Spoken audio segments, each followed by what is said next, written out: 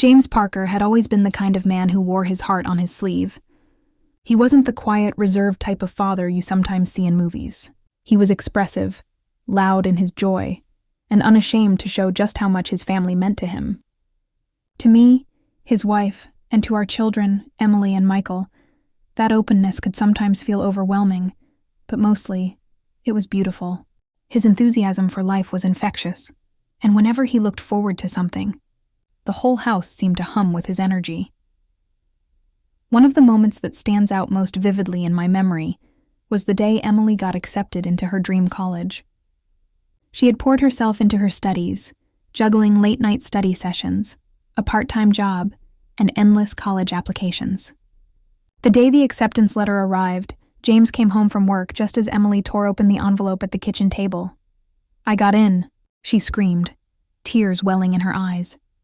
Before I could even react, James swept her into his arms, spinning her around the kitchen, laughing and crying at the same time.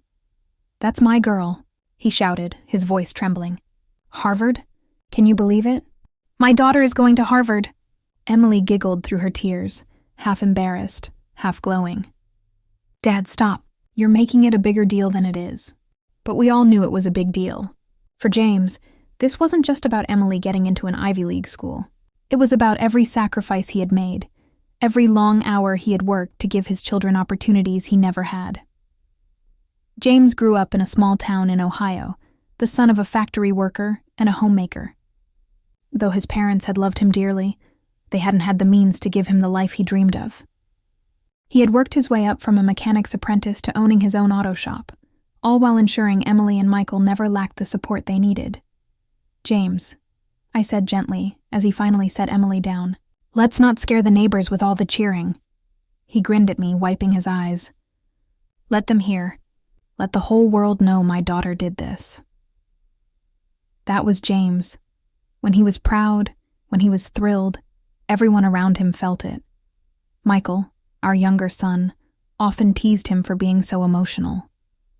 "Dad, you cry at every little thing," he'd say, rolling his eyes. But even Michael knew that James's emotions came from a place of pure love. Because when Michael hit his first home run in Little League, James was the father who jumped over the fence, clapping and shouting, "That's my boy!"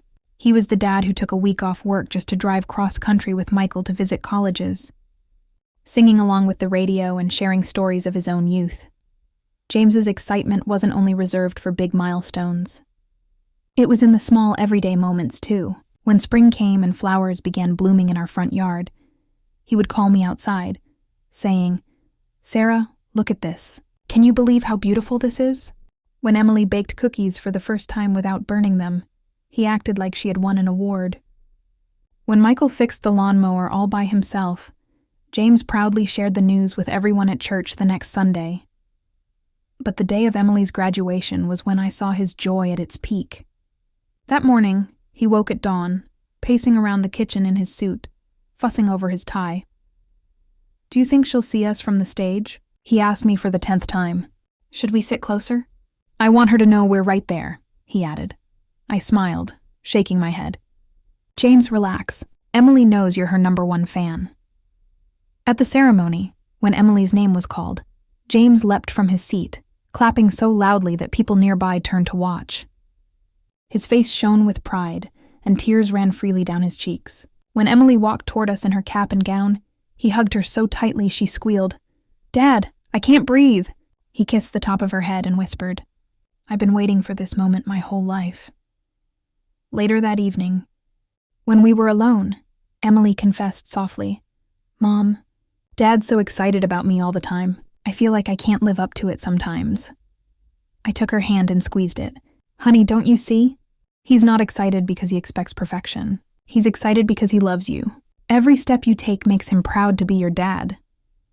That was the essence of James. His joy wasn't ever about himself. It was about us.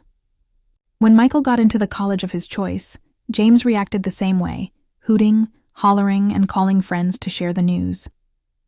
When Michael landed his first internship, James told the entire neighborhood.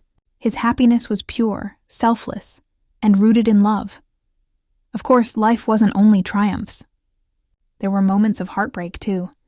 When Emily struggled during her first year of college, calling home in tears because the pressure felt unbearable, James's voice remained steady, though his eyes betrayed his worry.